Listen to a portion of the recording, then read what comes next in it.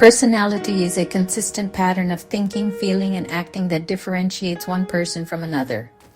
It represents the unique and relatively stable set of enduring behavioral and mental characteristics, including thoughts, emotions, and typical interaction patterns. These characteristics fundamentally influence how an individual adapts to life, responds to challenges, and builds relationships. While behavior may exhibit slight adjustments depending on the situation, the core personality tends to remain relatively stable over time and across different contexts. Personality development is understood through the lens of both nature and nurture. Biological and genetic factors play a foundational role. Individuals are born with certain predispositions, often referred to as temperament. Temperament includes characteristics like activity level, mood, adaptability, and emotional intensity. While not personality itself, temperament is considered the building block upon which personality is shaped. Environmental and experiential factors sculpt personality traits.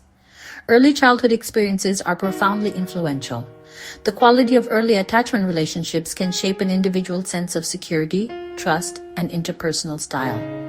Parenting styles, whether authoritative, authoritarian, or permissive, also contribute to the development of traits like self-esteem, independence, and emotional regulation. Social learning plays a continuous role throughout life.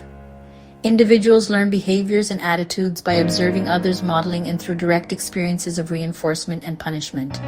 Cultures emphasize different virtues, roles, and behaviors, which can influence how personality traits are developed, expressed, and perceived as desirable or undesirable. Significant life experiences, whether positive or negative, can lead to shifts in perspectives, coping strategies, and ultimately, aspects of personality. Sigmund Freud proposed a complex model of the human psyche, the structural model of personality. The id is the most primitive and inaccessible part of the personality, operating entirely on the pleasure principle. It seeks immediate gratification of all desires, needs, and urges without regard for reality or morality. It is the reservoir of instinctual drives including libido, sexual energy, and aggression. At birth, an individual's personality is entirely id. As an infant grows, the ego develops. Operating on the reality principle, the ego serves as the mediator between the instinctual demands and the constraints of the external world. The ego considers consequences and plans actions, employing reasoning and problem-solving skills. It is the rational part of the personality. Finally, the superego emerges, typically around ages 3 to 5. It operates on the morality principle learned from parents and society. The superego acts as an individual's conscience, inhibiting the id's unacceptable impulses.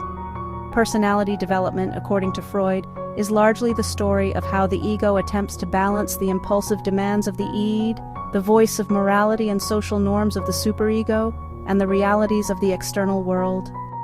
Complementing the structural model is Freud's topographical model of the mind, which describes 3 levels of consciousness. The conscious mind consists of all the thoughts, memories, feelings, and wishes that individuals are experiencing at any given moment. The preconscious mind is stored knowledge that is not currently in conscious awareness, but are easily accessible and brought into consciousness when needed. Examples include memories of a recent meal, one's address, or a friend's name. The unconscious mind is the largest and most significant level in Freud's theory. This is where repressed traumas, forbidden desires, and irrational urges reside. Freud believed the unconscious is the primary source of human behavior and personality. In relation to the structural model, the id is entirely unconscious, while the ego and superego operate across all levels, navigating between the conscious and unconscious realms. Therefore, personality development, in Freud's view, is a process driven by the ongoing conflict between these psychic structures. Early childhood experiences, particularly during what Freud termed the psychosexual stages, are considered critical in shaping the development and relative strengths of the id, ego, and superego, thereby laying the foundation for an individual's adult personality and potential psychological issues.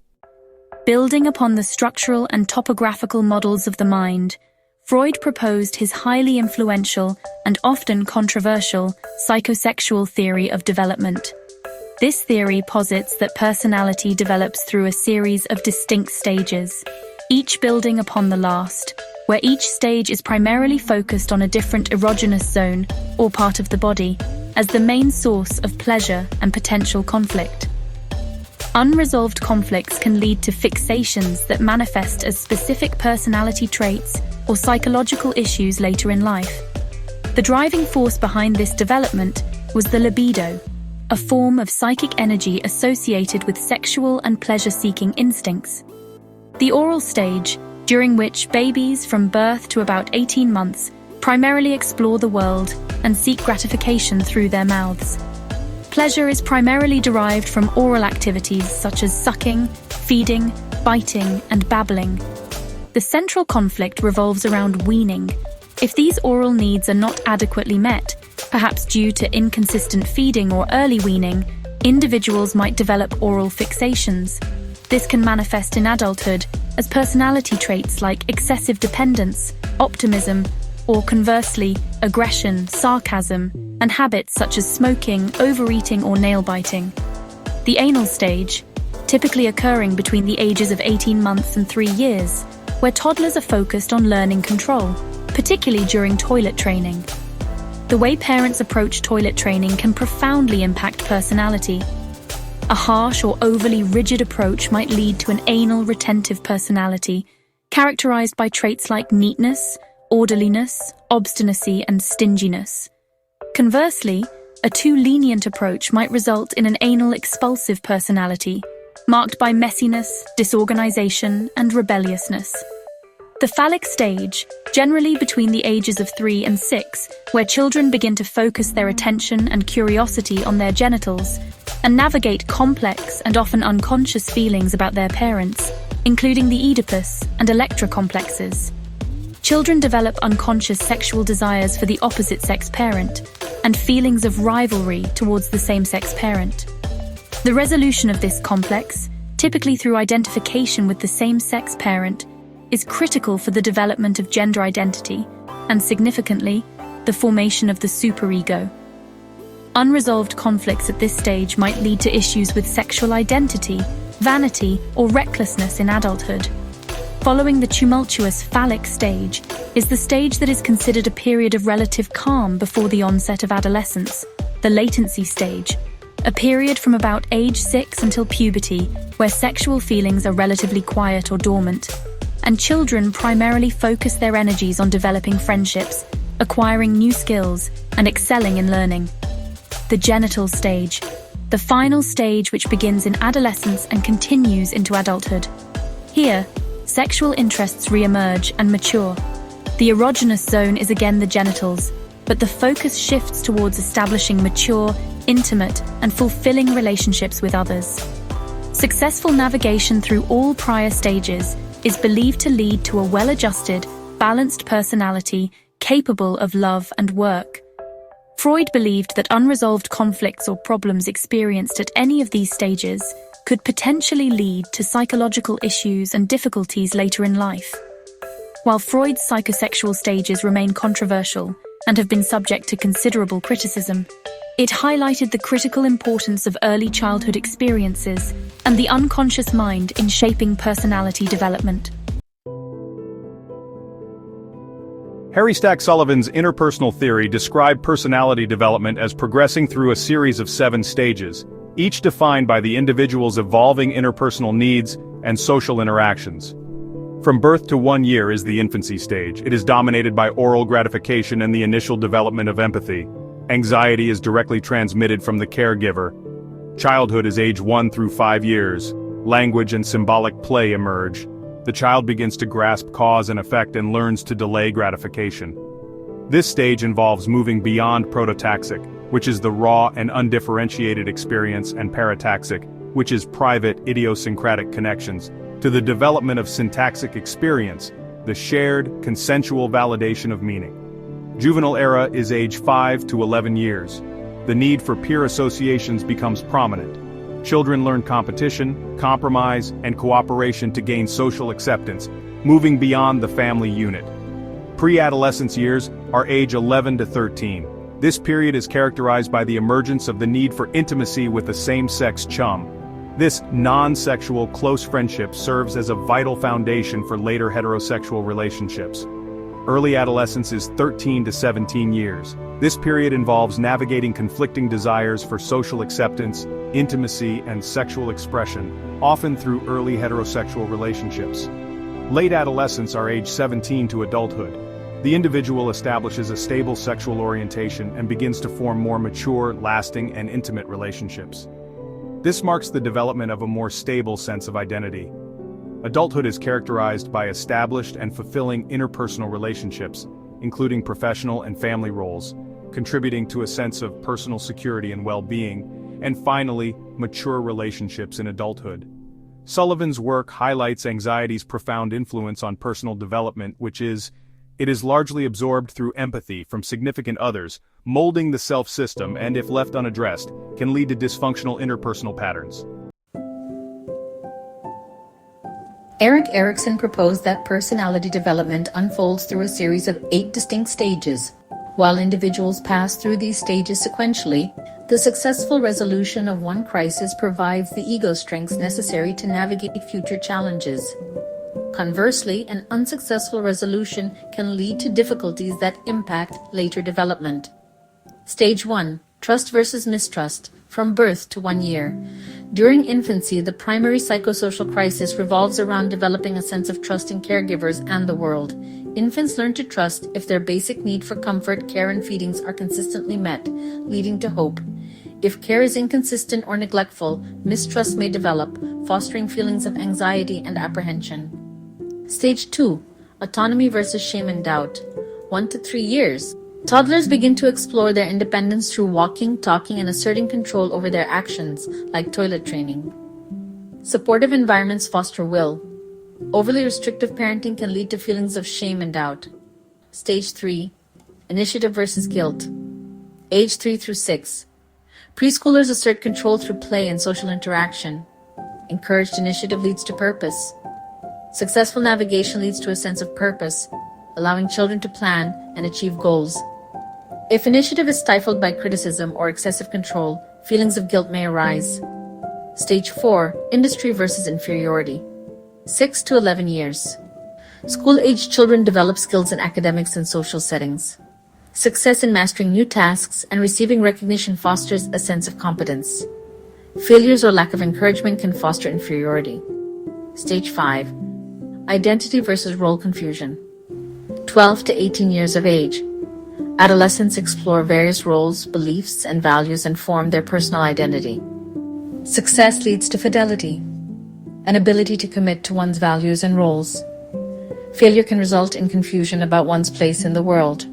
Stage 6. Intimacy versus isolation. Age 19 through 40 years. Young adults seek deep, intimate relationships.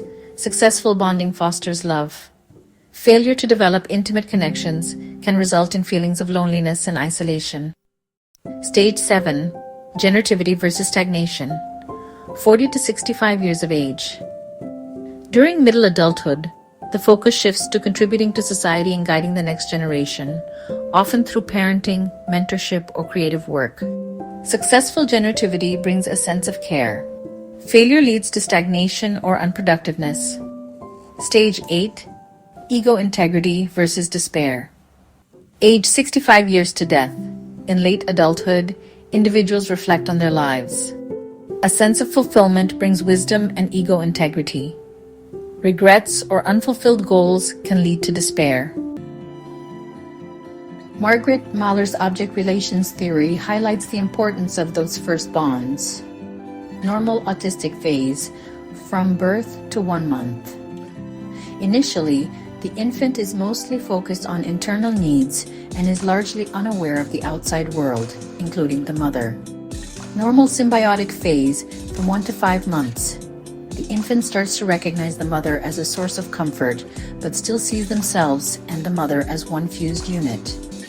After these initial phases, the main process of separation-individuation begins. Differentiation or hatching, 5 to 10 months. There is growing awareness of the mother as separate and an increasing interest in exploring the external world. The child starts to notice their own body is distinct from the mother's. Practicing. 10 to 18 months. With new abilities like crawling and walking, the toddler enthusiastically explores their surroundings. The mother becomes a home base or emotional refueling station to return to for comfort before venturing out again. Rapprochement.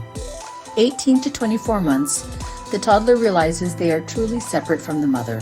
This leads to mixed feelings, wanting independence but also needing to stay close. The child might alternate between clinging and pushing away, testing boundaries. Consolidation of individuality and object constancy. 24 to 36 months and beyond. In this final subphase, the child develops a solid sense of self. They can hold a positive mental image of the mother even when she's not present or when they are feeling frustrated. This internalized comfort helps the child manage separation and emotions, forming a basis for future relationships. Mahler's theory suggests that if the process and the stages go well, kids develop a secure sense of self and can form healthy relationships. If not, they may struggle with identity or intimacy later. Psychological difficulties that may arise are borderline personality disorder, narcissistic disorder, or anxiety disorders. Mahler's detailed observations of the mother-infant relationship significantly influence subsequent theories, such as attachment theory by John Bowlby. Attachment develops in 4 main phases. Pre-attachment phase, birth to 6 weeks. Babies show general interest in people but don't yet prefer one caregiver over another. They use signals like crying to get attention. Attachment in the making phase, 6 weeks to 8 months. Infants start to prefer familiar caregivers and are more easily soothed by them. They begin to develop trust in specific individuals.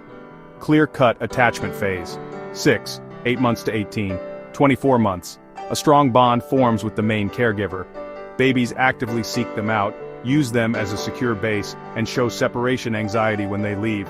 They may also show stranger anxiety. Formation of a reciprocal relationship phase, 24 months onward. As children grow, they understand the caregiver's thoughts and plans better. The relationship becomes more balanced. Children can handle longer separations because they have an internal sense of the caregiver's availability. Hildegard Peplau's interpersonal relations theory highlights the therapeutic nurse-patient relationship, viewing nursing as a dynamic process that fosters patient well-being. The nurse-patient relationship, according to Peplau, unfolds through 4 distinct phases. Orientation phase is the initial stage where the nurse and patient meet and become acquainted. The patient recognizes a need for help and seeks professional assistance.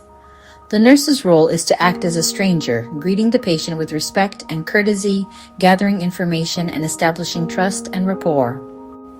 During this phase, the problem is identified and goals for the relationship are set collaboratively. Identification phase. As trust deepens, the patient begins to identify problems to be addressed and starts to feel a sense of belonging and capability in dealing with their issues. The patient actively participates in developing the care plan. The nurse's roles, such as resource person or teacher, become more defined as they provide information and guidance, helping the patient understand their situation. Exploitation phase. In this phase, the patient actively utilizes all available professional services and resources to work towards their health goals. The patient feels like an integral part of the helping environment and takes advantage of the nurse's expertise. The nurse continues in roles like counselor and leader, encouraging the patient's independence, helping them explore feelings, and exploiting all avenues of help to achieve their objectives. This is often where the most significant work and progress occur. Resolution phase. This is the final phase, where the patient's needs have been met, and the therapeutic relationship comes to an end. The patient gains independence, and the bond between nurse and patient is dissolved. The patient is ready to be discharged or transition from care, having developed new coping skills and a greater sense of self-reliance. This phase requires planning for future support and can be challenging if psychological dependence still exists. To sum it up, orientation is building trust. Identification is forming a connection. Exploitation is about using the relationship to grow, and resolution is ending the relationship as the patient becomes independent. It is about partnership, not just care. Peplau's model is not just for nurses, it is a lesson in how supportive relationships can help anyone change and thrive. These theories collectively show that personality is a dynamic process shaped by biology, early relationships, and life's challenges. They provide diverse lenses for understanding human development.